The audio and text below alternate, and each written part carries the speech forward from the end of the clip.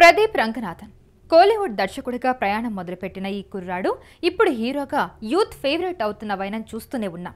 Love today block buster కాగా dragon super hit కొట్టి అతని మార్కెట్ని అమాంతం పెంచేసింది.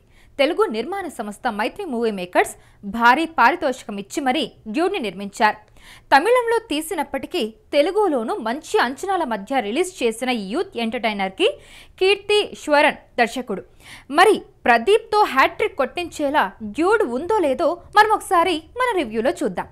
డ్యూడ్ లాంటి లవ్ స్టోరీస్ మనకు కొత్త కాదు. కాకపోతే కొత్త జనరేషన్లో కొందరు చేసే విపరీత ఆలోచనలకు తగ్గట్టు ఏదైనా కొత్తగా ప్రెజెంట్ చేయాలనే తాపత్రయం దర్శకుడు కీర్తీశ్వరన్లో కనిపించింది. ఫస్ట్ హాఫ్లో గగన్ కుందన మధ్య బాండింగ్ నువ్వే కావాలి, నువ్వు లేక నేను లేను లాంటి ఎన్నో సినిమాలను గుర్తు చేస్తుంది. శరత్ కుమార్ క్యారెక్టర్ హ్యాపీలో జెనెలియా తండ్రి, జయంలో సదా ఫాదర్ తరహా షేడ్స్లో కనిపించిన దానికి కొంచెం ఫన్ యాంగిల్ జోడించడం వెరైటీగా ఉంది.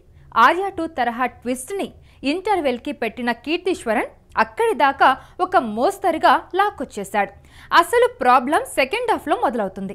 ప్రధాన పాత్రల మధ్య సంఘర్షణని ప్రేమ, కులంతో ముడిపెట్టి సందేశం, వినోదం రెండూ ఇవ్వాలనుకున్న దర్శకుడు చాలా చోట్ల ట్రాక్ తప్పేశాడు. మమితా బైజు పాత్రను మోడ్రన్ అమ్మాయికి ప్రతినిధిగా చూపించే ప్రయత్నంలో క్యారెక్టరైజేషన్ మరీ కింది స్థాయికి తీసుకెళ్లారు. బాయ్ ఫ్రెండ్తో లవ్ అఫేర్, ప్రెగ్నెన్సీ, రిలేషన్షిప్ పట్ల కన్ఫ్యూజన్, ఇలా ఒకదానికొకటి సంబంధం లేని అంశాన్ని ముడిపెట్టాలని ట్రై చేసిన విధానం ఒక దశ దాటాక చిరాకు పుట్టించేస్తుంది. యూత్ వరకు కొంత ఎంజాయ్ చేయగలిగిన రెగ్యులర్ ఆడియన్స్కి మాత్రం ఇదంతా మింగుడు పడదు.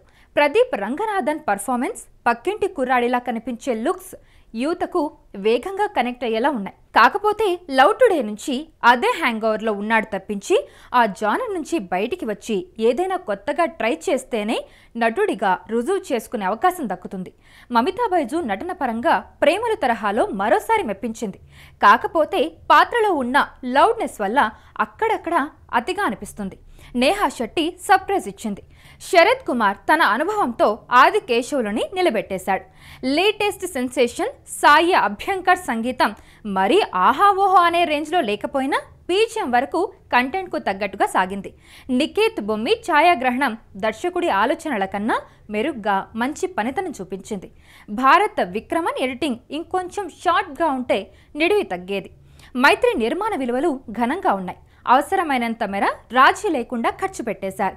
ఇక ఫైనల్గా చెప్పాలంటే సాధారణ ప్రేక్షకుల కోణంలో ఏమాత్రం ఆమోదయోగ్యం కాని కాన్సెప్ట్తో రూపొందించిన డ్యూడ్ కేవలం యూత్ వర్గాలను మాత్రమే ఒక మోస్తరుగా మెప్పించే ఛాన్స్ అయితే ఉంది.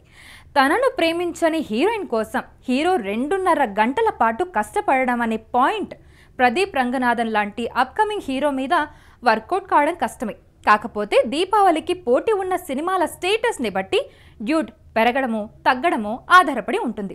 ఒకవేళ మీరు మూవీ చూస్తే కనుక ఎలా అనిపించిందో కమెంట్లో చెప్పండి. ఒకవేళ చూడకపోతే చూసి ఎలా అనిపించిందో చెప్పండి.